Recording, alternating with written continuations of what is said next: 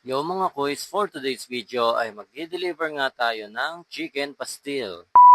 Good morning mga kuys. Today ay may deliver tayo na 30 tubs na chicken pastil. So maaga nga kami nagising upang mamalengke ng mga ingredients na aming gagamitin. At syempre hindi mawawala ang pinaka-fresh na chicken sa aming chicken pastil. Alas 4 na nga pala ng madaling araw at kasabay nga naming nagising ang aming pinakamagandang anak. At ngayon siya ay aming iiwan sa kanyang pinakamagandang lola. And of course, ang aking pinakamagandang asawa. Shadow. At madaling pa nga kami ay papunta na sa palengke ng Plaridel upang mamili ng tabs na aming gagamitin sa aming chicken pastil. At pagkayari nga naming bilhin ang aming tabs na gagamitin ay agad na nga kaming dumiretso sa palengke ng Pulilan. At habang binabaybay namin ang papuntang Pulilan Market ay aming pinag-uusapan kung ililipat ba namin ang aming chicken pastil sa jar.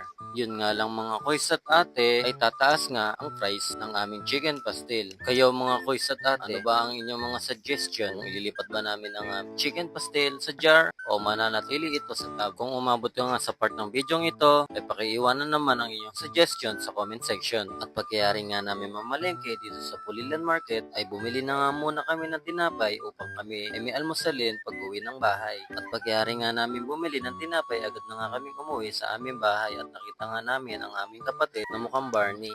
At pagka-uwi nga namin ay agad nga namin inasikaso ang aming lulutuin para nga ay maaga nga kaming matapos at marami pa kaming magawa ng mga gawaing bahay. At natapos na nga namin itong lutuin at pinalamig lang namin ng konti at aming inilagay na sa tab.